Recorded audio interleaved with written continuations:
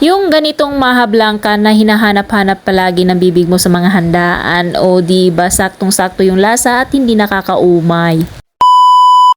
Mahablangka for today's video na naman mga mare, at ayan na nga, samahan nyo ako at gawa na nga tayo ng budgeted mahablangka pero creamy at mas masarap pa rin. Pwede sa mga handaan at of course pang negosyo. Lalo na nga ngayong nalalapit na ang Pasko. At kung interesado ka nga, tara sundan mo lang ang bidyong ito. Dali nga sa isang malinis na lalagyan, pagsasama-samahin natin ang lahat ng wet ingredients tulad ng evaporada, kondensada at cream of corn. Mekos-mekos lang natin nang mag-well combine sila all together, at bali po pala nilagay ko na rin yung isang latang corn kernels natin at nagtira lang ako ng kaunti para may pang toppings tayo mamaya sa ating recipe for today's video. Isang separate bowl, tutunawin naman natin ang ating cornstarch. Lalagay lang tayo ng isang cup na tubig, yung sakto lamang. Depende po yan sa absorbent ng cornstarch nyo. Yes, isang cup lang nilagay ko dyan at nang tunawin natin maigi sa tubig. At kung sigurado na tayong tunaw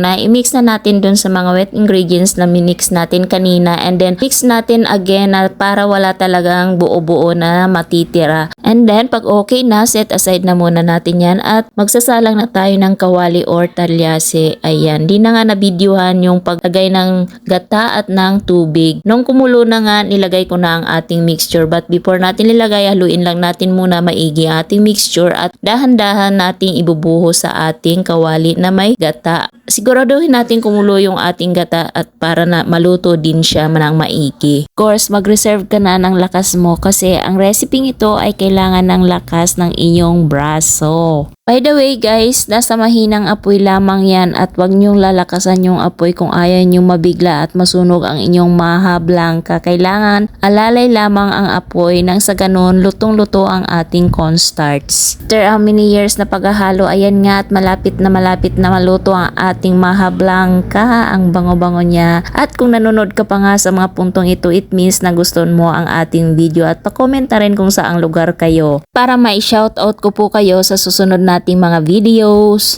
Ayan, malapit na at patay na natin ang ating kalan. Kailangan po pala naka-ready na ang ating paglalagyan kasi mabilis lang po ito mag-set. Ayan, isalin na natin at luto na talaga ang ating mahablangka. Natatakam na ba kayo? Ayan, pantayin lang nating maigi para mas maganda naman tingnan. And of course, hindi magiging masarap lalo yan kung hindi natin yan lalagyan ng pinaka-toppings niya. Of course, yung hiniwalay natin kanina na kernels, yung whole corn, at saka of course ang final touch natin dyan, maraming cheese para cheesy na malinamnam, yummy talaga. So yan lang guys for today's video, sana nagustuhan nyo. Thank you for watching. Bye, God bless us all.